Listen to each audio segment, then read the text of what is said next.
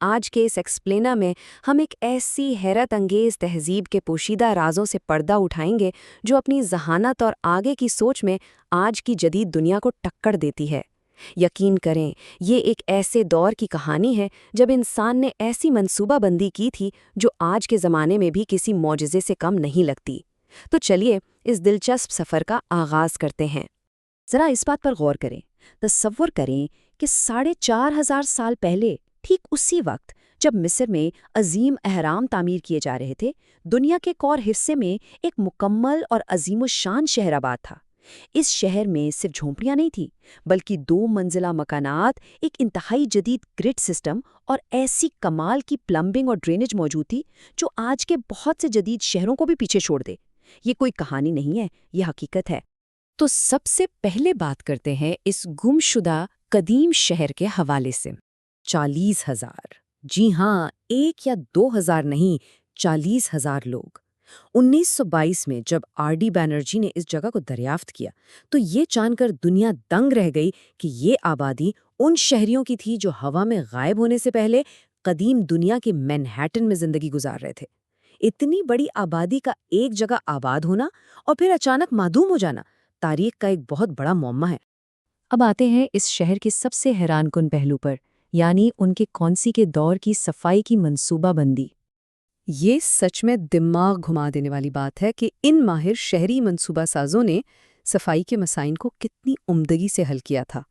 جب دنیا کا بیشتر حصہ کچے مکانات میں رہ رہا تھا، یہاں ہر گھر مرکزی سیویج سسٹم سے جڑا ہوا تھا۔ زمین دوز نالیاں پکی ہوئی اینٹوں سے بنی تھیں اور ان پر باقاعدہ ایسے ڈھکنے تھے جنہیں اربن صفائی کے لیے آسانی سے ہٹایا جا سکتا تھا۔ آج کے جدید شہر ان مسائل سے نبراد آزما ہیں، مگر وہ لوگ 4500 سال پہلے یہ سب حل کر چکے تھے۔ اور ذرا پانی کی فراہمی کے نظام کو دیکھیے۔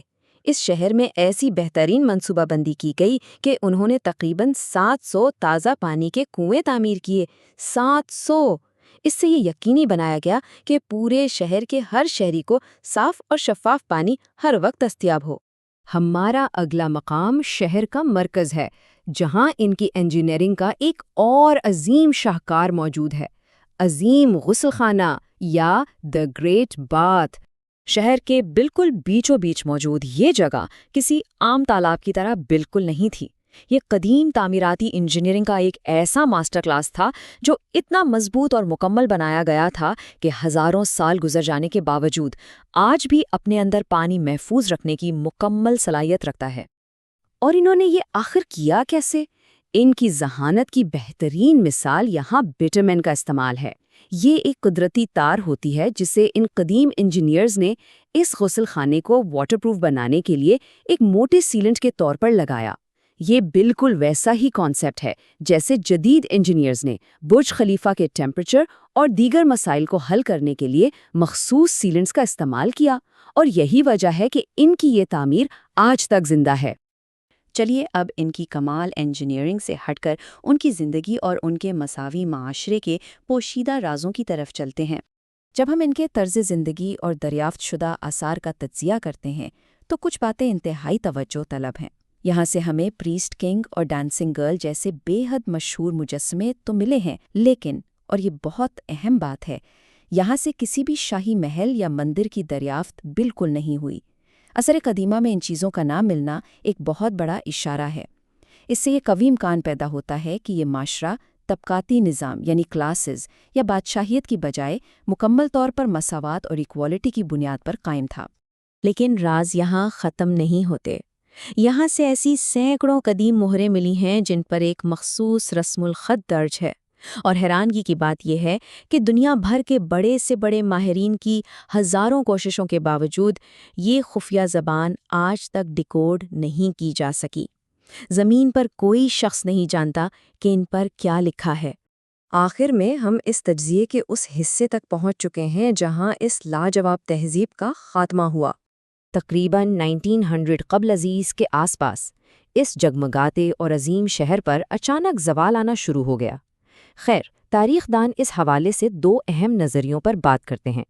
پہلا نظریہ یہ کہتا ہے کہ شاید دریائے سندھ نے اپنا راستہ بدل لیا تھا، جس کی وجہ سے آبادی کو پانی اور زراعت کے شدید مسائل کا سامنا کرنا پڑا۔ جبکہ دوسرا نظریہ یہ کہتا ہے کہ شاید کسی بیرونی قوت نے حملہ کر کے اس شہر کو تباہ کر دیا۔ انہوں نے اپنی ایسی بے مثال منصوبہ بندی کو آخر کیوں چھوڑا؟ یہ بحث آج بھی جاری ہے۔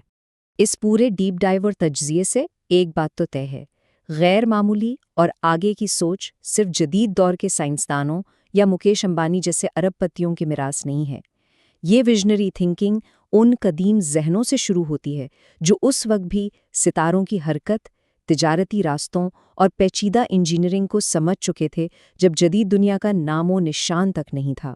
جیسے ہی ہم ان تمام شواہد کو آپس میں جوڑتے ہیں، ایک اہم سوال ہم سب کو سوچنے پر مجبور کرتا ہے۔